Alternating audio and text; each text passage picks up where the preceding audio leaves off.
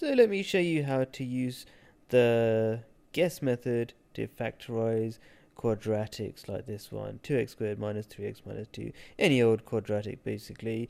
The guess method doesn't sound too good because it sounds like you're taking random guesses, but you're not. Actually get to the answers pretty quickly. In fact, exam questions are usually designed for this method, so you do get to the answer pretty quick. So here's your standard quadratic with the three parts, a bit of x squared, a couple of x's, and a number at the end. What do you do for your guess method? Right, this is a guess, and there's a rule for every guess you take. If you follow that simple rule, you get to the answer really quick, okay? And the rule is that your guess should multiply at least to make the beginning and the end.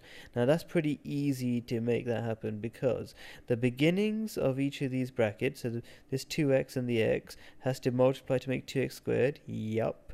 Okay, so 2x times x is 2x squared, and the last bits of the brackets should multiply to make the last bit of the thing you're trying to factorize, right?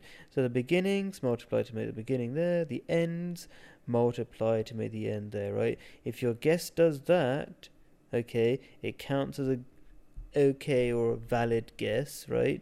Any other guess just doesn't count. Don't do it, right? There's no point. Okay, and then I'm going to talk about this double chin, which checks the middle bit. So if everything's good, then you factorize it right. So this should multiply obviously back to that. So we do it in two parts. You make sure you take a reasonable guess by making sure the beginning and then this multiplies to make the beginnings and the ends of the thing you're trying to factorize. And then there's a double chin thing, which is a very quick way of checking the middle bit, right? Because the reason why we do it separate is because the middle bit is a bit confusing. You can't do it all in one go.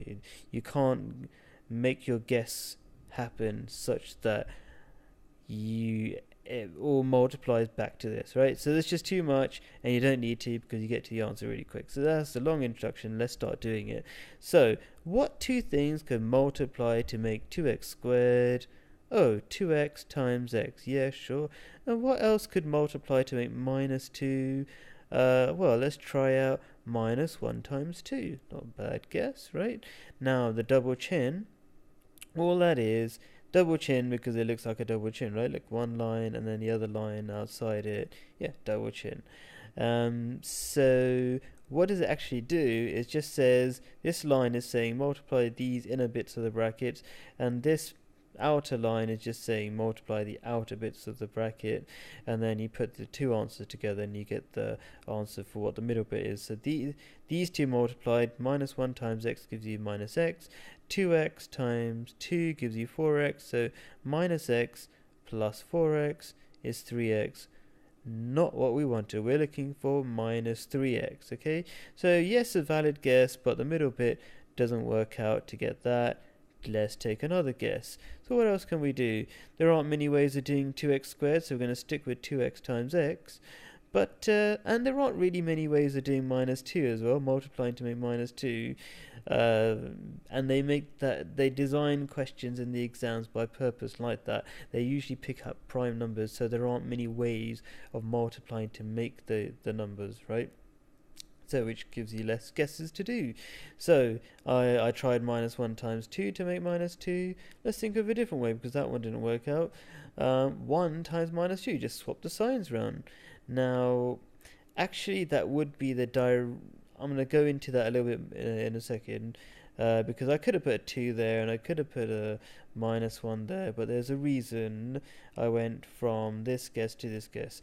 But to keep it simple for now, all I did was I just said, okay, what else times is to make minus 2? I've already got this 2x times x makes 2x squared, that's the beginning, and the end's got to multiply to make minus 2 for this to be a valid guess. So 1 times minus 2, yeah, that makes it a valid guess. Now let's do the double chin. 1 times x is x, 2x times minus 2 is minus 4x, x minus 4x is minus 3x. Great.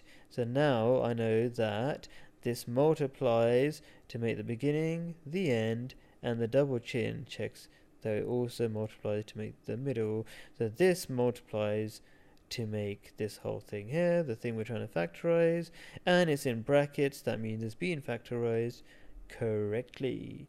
Now, I was saying there's a reason why I've gone I didn't put, for example, a 2 there and a -1 there. Basically just swapping the numbers. I swapped the signs around, right?